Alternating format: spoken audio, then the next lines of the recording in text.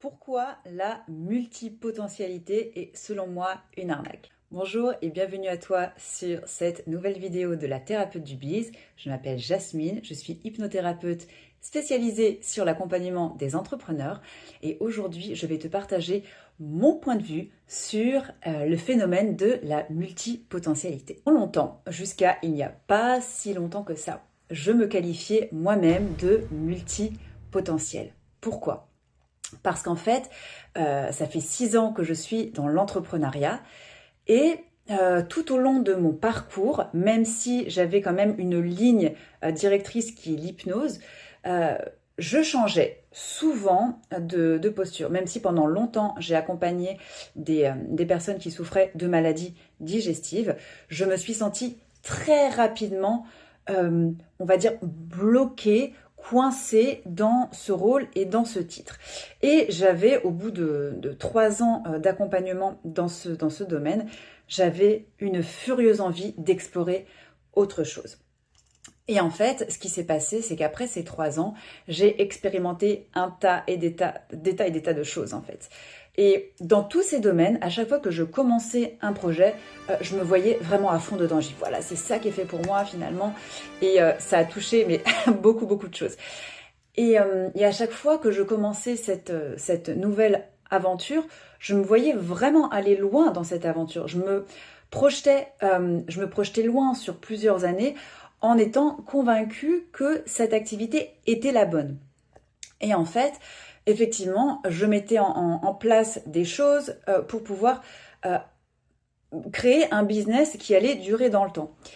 Et au final, après plusieurs activités sur plusieurs années, le constat était le même. Je me rendais compte que c'était pas finalement si aligné avec moi, c'était pas, je prenais pas forcément beaucoup de plaisir à faire ce que je faisais, même si cette ligne conductrice de l'hypnose m'aidait beaucoup. J'ai quand même mis ça de côté sur plusieurs activités et au bout d'un moment, je finissais toujours par m'épuiser et trouver que ce n'était pas finalement si aligné avec moi. Et donc, j'en ai fait la simple conclusion, à force de voir du contenu sur la multipotentialité, que, eh bien, effectivement, j'étais multipotentielle et que c'était certainement à cause de ça que je n'arrivais pas à me stabiliser dans un business. Aujourd'hui, avec beaucoup de recul et l'expérience, je me suis rendu compte que c'était pas ça, en fait. Que la multipotentialité, pour moi, selon mon expérience, vous n'êtes certainement pas obligé d'adhérer à ce que je vais dire, mais je parle de mon expérience. Pour moi, la multipotentialité, ça reste, encore une fois, c'est devenu un prétexte pour les personnes qui ont été pendant longtemps et qui se sont construites avec cette stratégie inconsciente de suradaptation.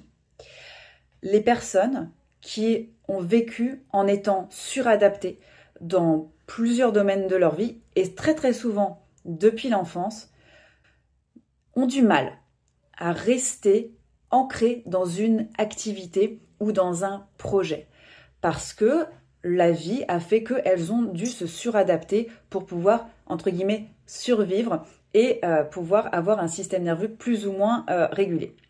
Or, c'est un piège. Parce que cette suradaptation, en fait, ne régule pas le système nerveux, bien au contraire, ça met simplement la poussière sous le tapis.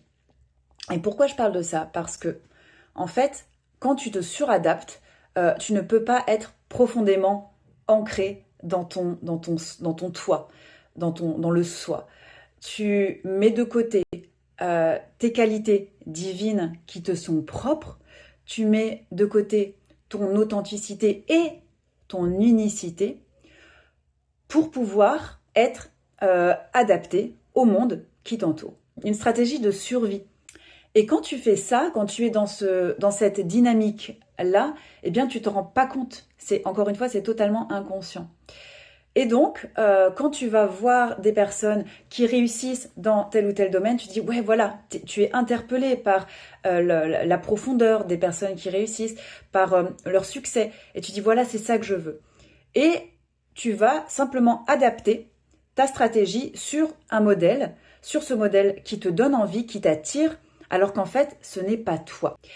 Quand, justement, ce moment où tu prends conscience de ça, tu prends conscience de tes qualités uniques, tu reconnectes avec ton intérieur, avec toi, avec ton vrai pourquoi, avec tes valeurs à toi, avec ton unicité.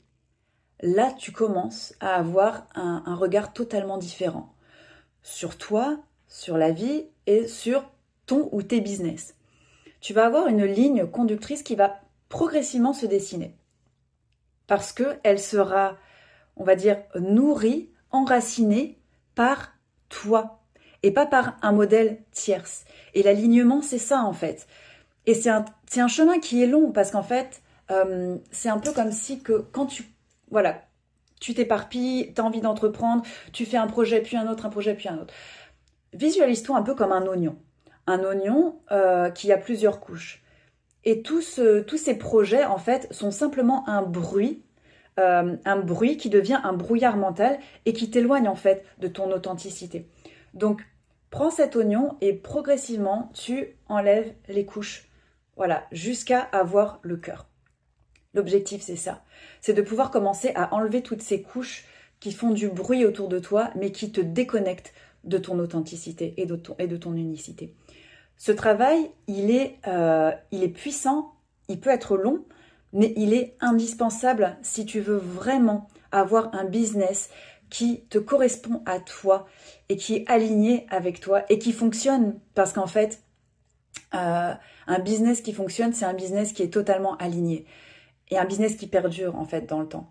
Donc, plutôt que de t'épuiser à mettre en place plusieurs projets qui au final ne vont rien te rapporter, mis à part de l'énergie gaspillée, ça va t'éloigner aussi de toi. Donc concentre-toi plutôt sur enlever ces couches qui ne sont pas à toi et à revenir justement à cette intériorité, à toi, à tes qualités divines pour pouvoir les révéler et en faire, transformer ces qualités en un business qui sera aligné, qui sera florissant. Et vraiment, je t'invite à faire ce travail parce qu'il est indispensable si tu veux vraiment réussir dans l'entrepreneuriat. Tu peux pas y arriver en adoptant le costume de quelqu'un d'autre.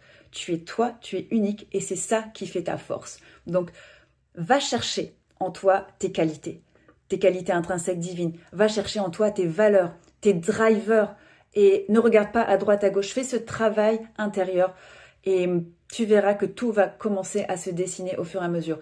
Tu peux continuer à faire des erreurs, à faire des expériences. Oui, ça fait partie de l'apprentissage. Tu peux commencer à tâtonner avec peut-être une idée, puis ensuite réajuster. Et l'idée, c'est ça en fait, c'est de continuer d'être dans l'action tout en ayant ce recul nécessaire, ce mode d'observateur pour pouvoir réajuster en fonction des découvertes que tu fais sur toi-même sur ce chemin. Alors j'espère que j'étais assez claire.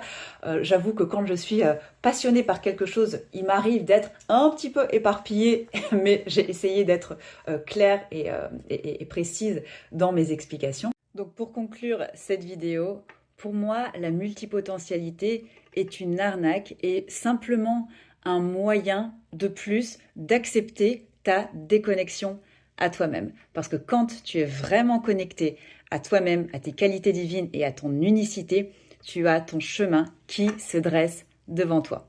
Et si aujourd'hui tu veux retrouver un vrai alignement dans ton business qui prend en compte ton unicité, tes qualités divines et qui te permettent d'avoir enfin un business qui fonctionne sur la durée, tu as simplement à me contacter pour faire ce travail de shift identitaire sur Vismed. Et sinon, tu as simplement à me laisser un petit commentaire sous cette vidéo pour me dire, toi, ce que tu penses de la multipotentialité. Bisous!